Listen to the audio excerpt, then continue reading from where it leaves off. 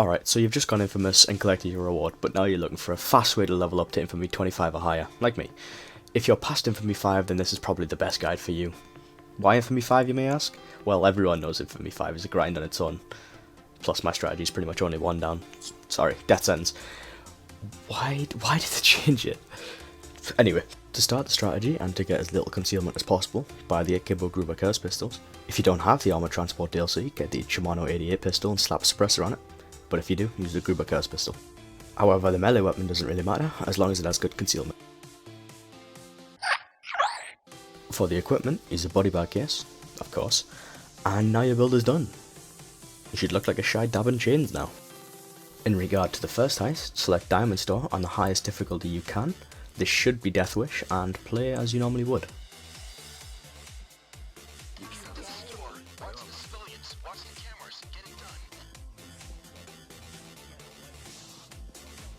But you would need to restart if this door is not here. I also forgot to mention that each heist shown will have a tutorial, done by me, just in case you may not know what to do.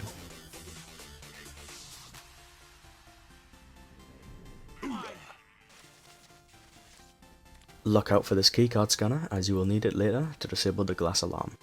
Now go around killing all of the guards, and then tie down, or kill if you either don't care about money or have enough to waste, all the civilians. Then just loot the place.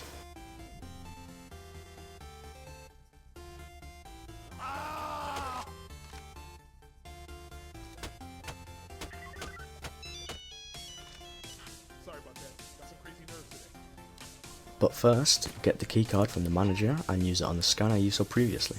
This will allow you to break the glass and loot the place.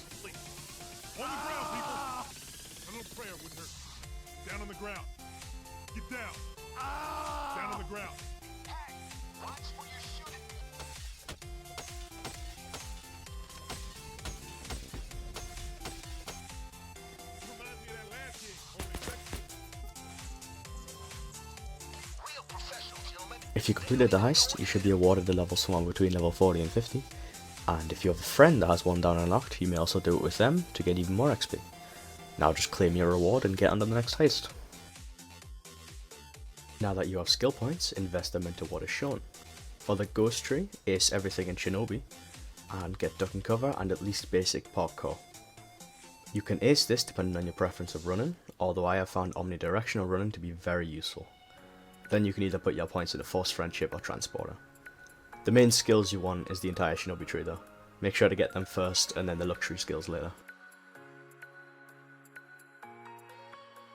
The time for perk decks is here. If you have no DLC whatsoever, Crook is the best perk deck, although you really want Burglar as it is the best for stealth. If you have the Yakuza DLC and you like to run really fast like me, use the Yakuza perk deck, and at the start of the heist use 2 Molotovs on yourself to lower your health to gain a speed bonus. But if you are using the Crook or Burglar perk deck, use the Ace of Spades throwable instead. As for the weapons, if you have the Western Weapon Pack DLC and are part of the community on Steam, then you can use a Planesrider bow with a concealment modifier, as well as a Judge shotgun with a suppressor and concealment modifier. Don't think I'd forget about the fellows without those DLC. Use the Rhinefield shotgun with silent killer suppressor, straight grip and a short enough stock.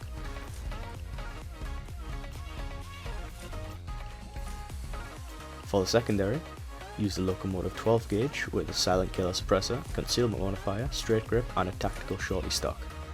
But don't forget, it is recommended to have the triple O buckshot ammunition. The next heist is actually up to you, and it's between Diamond Store again or Frame and Frame, both on one down. Obviously I'm not going to go through Diamond Store again, but I will go through Frame and Frame as it is the rewarding one to do.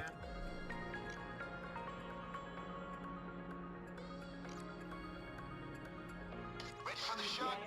Okay, listen. You're looking for the paintings marked with red stickers. They got a usually tight For day 1, going through the right side, pick the door and check around for the guards. Okay, you're in. Good. Now you need at least 4 paintings. The good ones have red stickers. Those are the ones on Then look for these paintings, marked with a clear sold sign at the bottom right of them, and then bring the paintings to the van. But be careful for the lasers in one of the doorways of one of the halls, as running through it will sound the alarm. It is up to you how much paintings you want to get, although the more paintings you get means more money and more XP later on. Day 2 is very simple, and the police will not ambush you if you finish day 1 in stealth, just follow the objectives. It should only be about 5 minutes. Day 3, however, is the hardest day for stealthing around, but it is well worth it to stay hidden. At the start, flip through the computer beside you when you spawn, and highlight everything. Then make a mental note as to where everything is, this will make the heist more bearable. If you forget any locations, you can go to the main office area and recheck that computer. Now just go around collecting the items.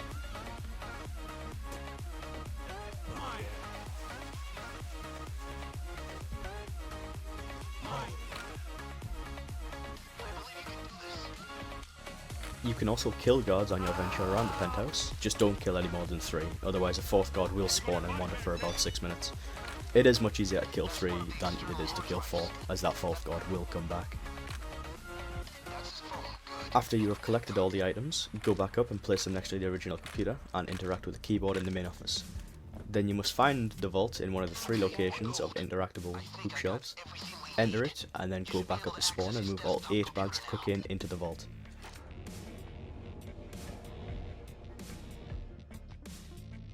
There's just a little problem. I don't actually know where the vault is, physically.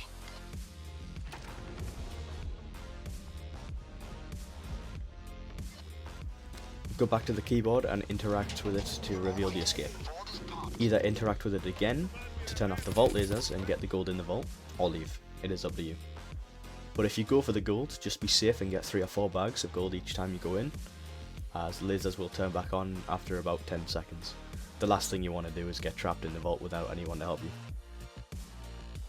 As you level up, you'll be given more skill points. Just invest them in the Jack of all trades heist and equip the ECM gemma as a primary or secondary. If you're using a non-DLC build, I would recommend Ace and Optical Illusions for the suppressor concealment bonus instead, then get Jack of all trades after. Now you should be a high enough level to successfully take on the Golden Green Casino, although I've done it at level 0 before. The one thing I recommend is putting the briefcase at the far poolside location, as you can see the tiki bar bottle colour on your way over. If you have the Yakuza perk deck, go into the delivery room and throw some molotovs on yourself, but otherwise just find the archives server and locker rooms. After that, go into the archives, find the document and fax it to bin, then pick up the flash drive and get the guest list. Follow the route I take for probably the safest method to get in there.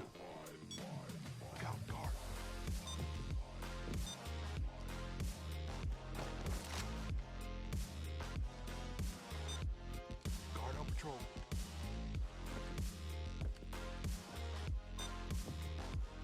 Reception. Okay, we may need it later. Note where it is.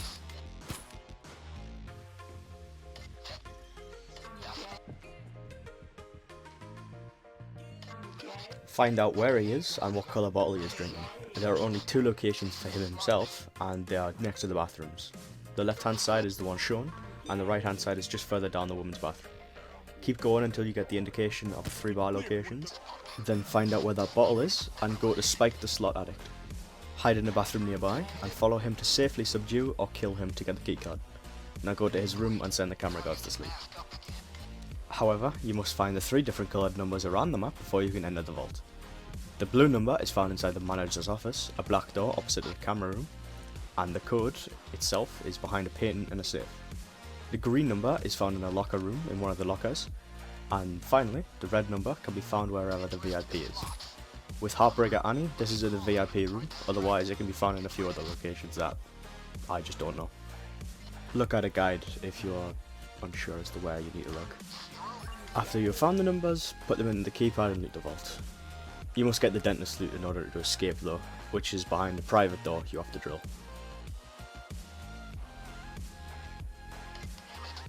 More freaking laser beams. Alright. No time to figure out where the system is controlled. Just watch the pattern and hurry